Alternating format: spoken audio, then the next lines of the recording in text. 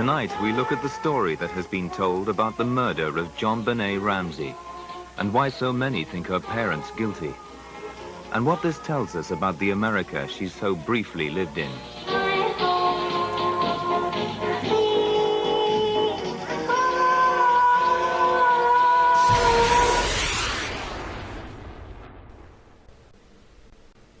Hello and welcome to True Crime Rocket Science, the most authentic voice in true crime. This is episode 35 in the ongoing series. In this episode we deal with the duct tape and what it means. In Paula Woodward's book on page 137 she talks about John Ramsey's friend, and she doesn't mention his name, but it's Fleet White, picking up the duct tape that John had ripped from JonBenet's mouth. And then Fleet dropped the piece of duct tape on the blanket in the basement. And what is being implied there is that Fleet White contaminated the evidence in terms of putting the tape onto the blanket, right?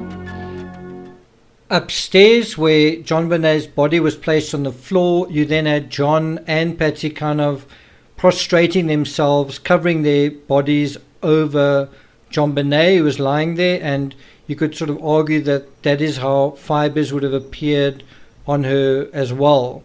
Of course, at this point in time, the duct tape was no longer on her mouth, it was downstairs, and so Patsy sort of leaning over JonBenet, that is not going to do anything to the duct tape because the duct tape is no longer there. If we refer to Kolar's version in Foreign Faction, this is page 55, the bottom of page 55, he refers to, quote, dried mucus from her nose had been smeared down the right lip and cheek, end quote. And he's sort of talking about the possibility that the mucus was already there. In other words, the mucus was already in the place, or in place, it was already on her face before the duct tape was actually placed there. In other words, the duct tape wasn't put onto JonBenet's mouth right in the beginning when JonBenet was, say, removed from her bedroom, or when she was woken up, or the moment the intruder, quote-unquote intruder, first encountered JonBenet. Does that make sense? The very next page of Foreign Faction deals with a strange, sort of rust-coloured, circular-shaped mark. For me, it's more a kind of triangular mark on JonBenet's right cheek. It's sort of more kind of on her throat and under the jawline, and I've always wondered what that is. I really don't know what it is.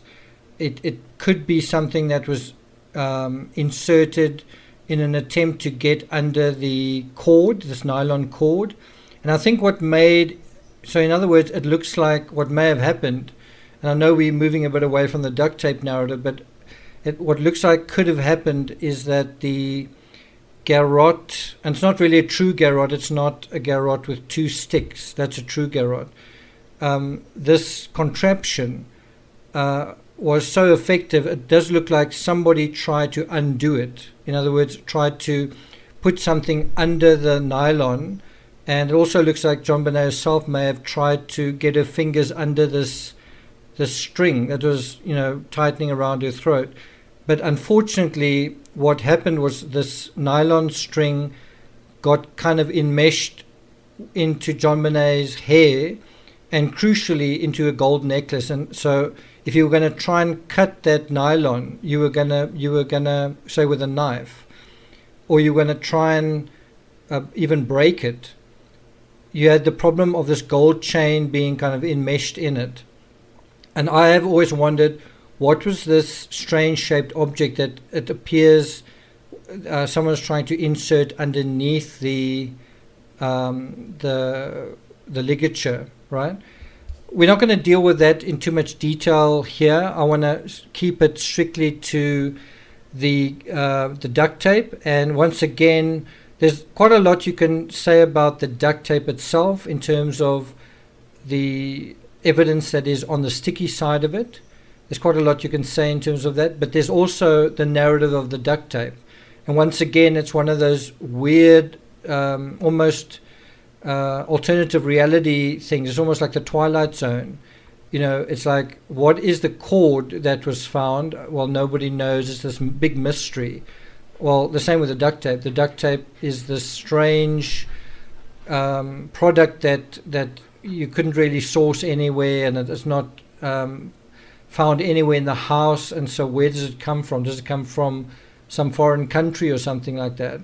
And so that narrative in itself, the identity, as we spoke about in the previous episode, the identity of the duct tape, the nature of the material, what is this actual duct tape, is definitely something that is quite interesting.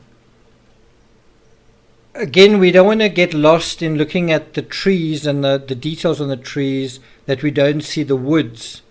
And just an example of that is, while we're looking at the duct tape, there are all sorts of other artifacts that are there. So besides the nylon cord, besides this garrote, which isn't actually a garrote, besides the blanket, there's also the heart drawn in red ink that was observed on the palm of her left hand.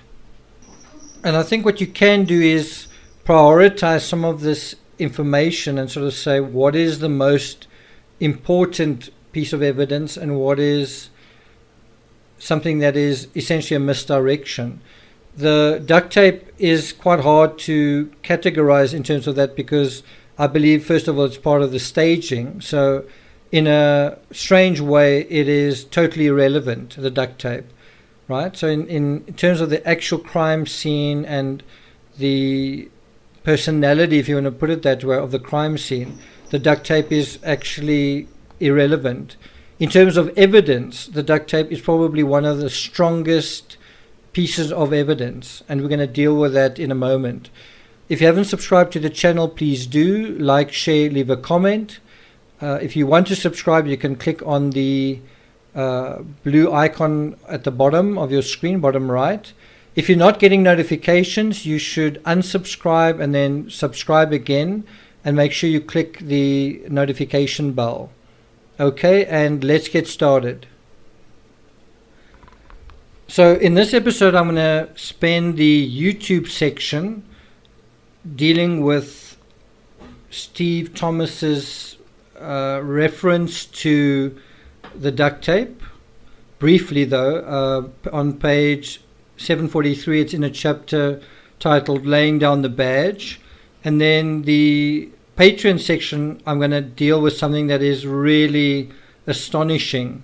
It is a call that was made to McGuckins that is referenced in the Bonita papers, and when you hear about this, it's going to blow your socks off. So let's start off with Steve Thomas, and he refers to Trujillo presenting the news about 4 red acrylic fibers on the duct tape covering John Bonet's mouth. And when this was tested, and these tests came out just before Boulder PD did a very big presentation. They kind of did I think it was June 1998, they did a very big presentation of all their evidence, and they kind of put together their story, their narrative, to the district attorney. And there were a lot of people present. There were a lot of CBI, FBI, and obviously the district attorney's office. And basically this was Boulder PD's opportunity to sort of show their case. And what definitely astonished everyone in the room was this evidence that had just kind of come to light at this particular point. And what it was that they tested the fibers on the sticky side of the duct tape, and they'd made what appears to be, I don't know if you could say it's a definitive match or that it was just consistent, but it was certainly a match to Patsy's blazer. So basically what they were saying is, on the inside of this duct tape, which never went upstairs, you couldn't argue that when Patsy leaned over John Bonet's body, that was how it got contaminated. You couldn't argue that. And also Patsy never said that she went down into the wine cellar room, right? So this was definitely something that was going to be a problem if it went to trial. It was going to be a problem for Patsy to explain. And that was the one side of it. It was these 4 red acrylic fibers consistent with her. I think she had a red and black blazer, right? And Steve Thomas describes the room, like you could hear a pin drop, just describing how this information was like a lightning bolt. It was really shocking for everyone. And that's why I say the duct tape is both totally irrelevant in terms of the crime scene per se, and it's extremely important in terms of certain kinds of inculpatory evidence, possibly inculpatory evidence. So this is quoting from page 343, quote, Trujillo added that fiber testing was still incomplete because we were unable to obtain Patsy's red turtleneck, slacks, footwear and fur clothing, although we still had not identified the beaver hair from the duct tape, end quote. Now, I'm a little bit fuzzy on some of the details here.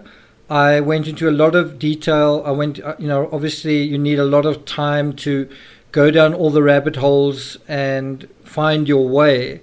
But I do remember that I certainly was pretty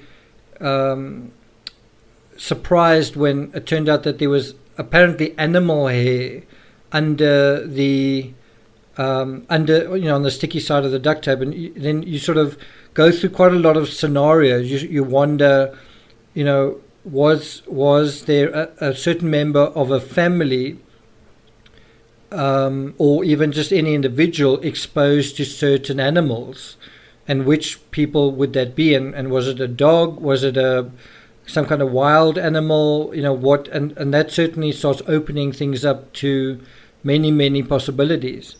Of course, I think one of the most sort of obvious deductions to draw is that something like beaver hair, if it was beaver hair, you could have that in expensive lining to certain winter clothing, and that can include gloves, and it does look like whoever wrote the ransom note wore gloves.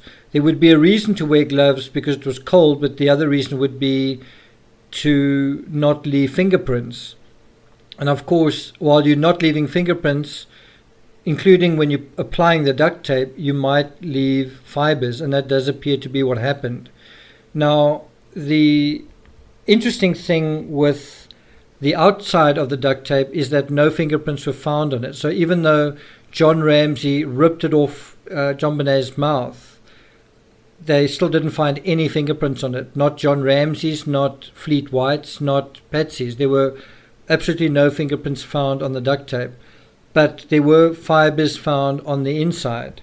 I also think if you are still conscious of the narrative that the failure to prosecute the JonBenet Ramsey case is all because of the mistakes made by Boulder police, in inverted commas, quote unquote, the Boulder cops botched the case, you've got to ask why the Ramseys didn't make these items of clothing available to law enforcement.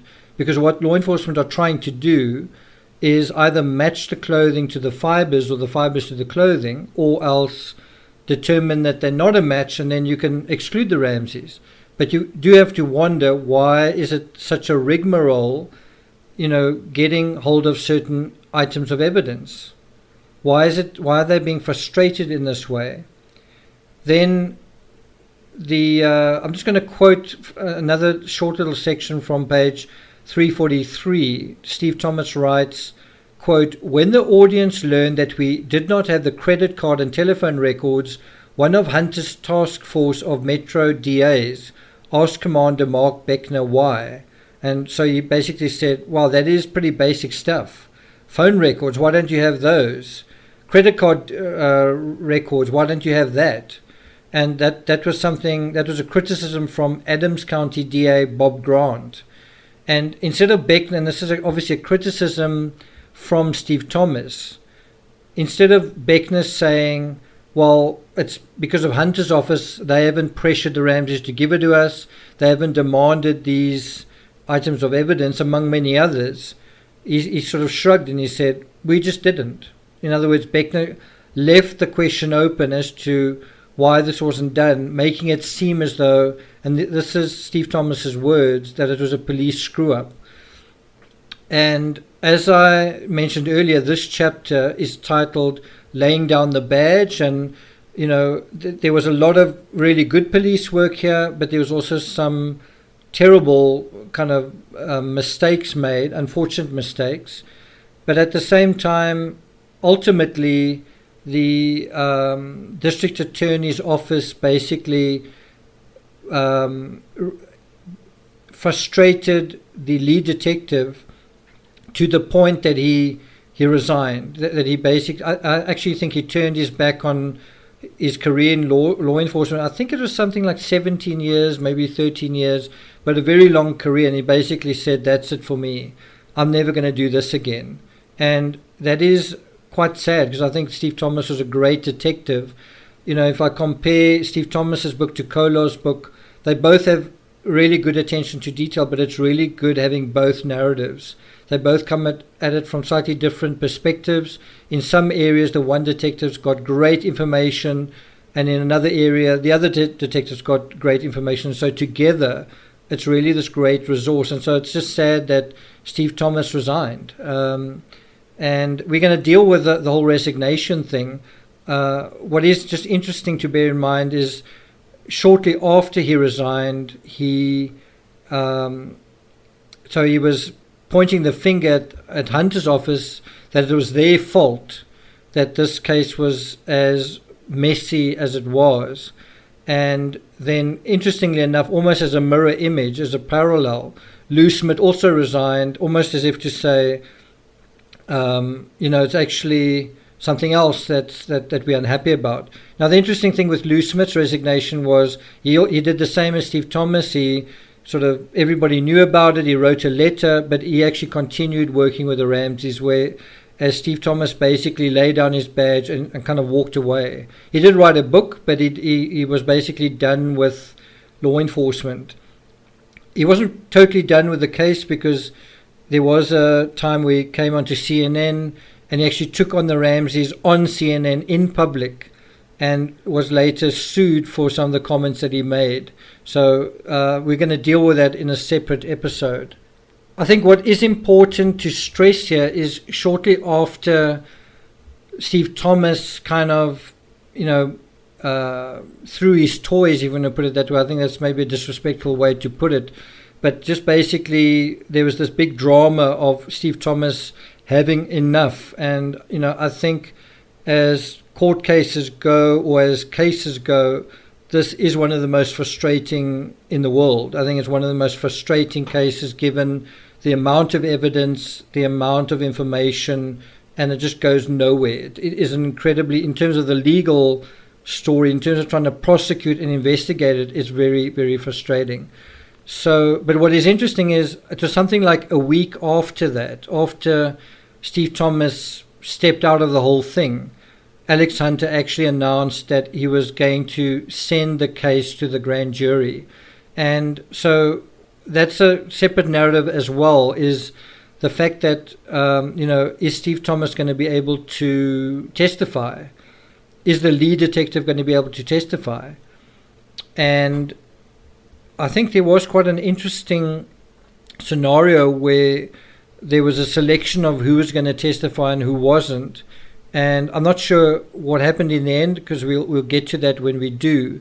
But I think the initial situation was that they wanted someone to testify that had like third-hand knowledge of the case. So in other words, you have someone like, let's say, Jane Harmer, who wasn't as hands-on as a lot of the other detectives like Ron Gossage, Larry Mason, Steve Thomas, right? I'm not saying that, I'm just saying that her experience with the Ramsey case was a little bit less intimate than some of the other detectives.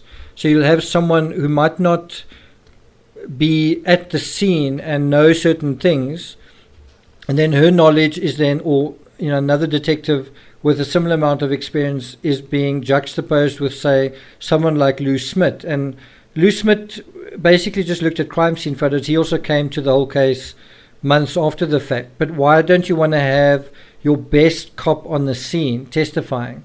And so that was also causing a lot of frustration to Boulder PD, but we will deal with that narrative when we deal with the grand jury and when we deal with the resignations. Okay. The final thing I want to mention in this YouTube section is it's on the next page of Steve Thomas's book. It's page 344. It refers to, quote, Detective Gossage discussed the cord and described how the duct tape on JonBenét's mouth bore a perfect lip impression, indicating that she did not struggle against it. And then he described the search for the high-tech boot print as well. That's the end of the quote. So what I want to also emphasize there is, so on the sticky side of the duct tape, first of all, there are fibers that are very important. Secondly, there is this, it's a very strong image that you kind of have in your mind, is of this almost like lipstick impression, almost like this perfect imprint of JonBenét's lips in blood, in mucus and blood, on the back of the duct tape. And I guess to some extent it had dried by the time they peeled it back. But the point was that this perfect impression showed that JonBenet wasn't struggling when the duct tape was applied. What that basically means is it was probably applied post-mortem. In other words, as staging. It makes sense that it was applied post-mortem, but the fact that there was this perfect lip impression. Now, if you think about just in a practical way of thinking about it, if duct tape is applied to someone, whether there's a little bit of blood on their in their mouth or not, but they're still alive, they are probably going to try and speak while they're alive, and there's going to be air that is coming out of the sides of the duct tape. There are going to be air bubbles, and there's going to be an attempt to speak or to do something. Any movement is going to cause a smudging in that impression. The fact that it was such a perfect impression is quite clear evidence that the duct tape was applied after JonBenet was dead, and the only way that makes sense is staging. Why on earth would you put duct tape on someone after they had died? So the only sort of thing that makes sense in terms of that is staging.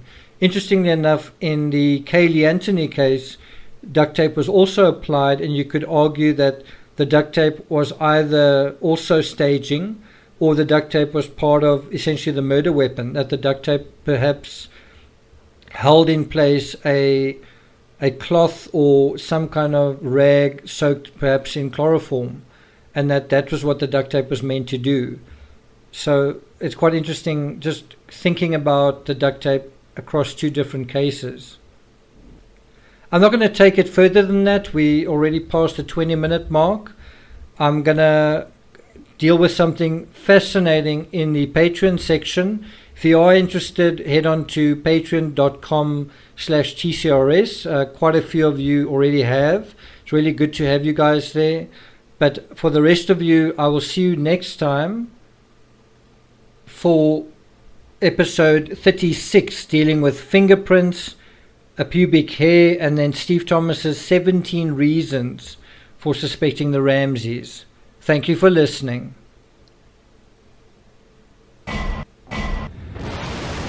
You may remember that we dealt with Bonita Sauer a couple of episodes ago in the Bonita papers, and you might say there was nothing really in there that really was a smoking gun that really mattered.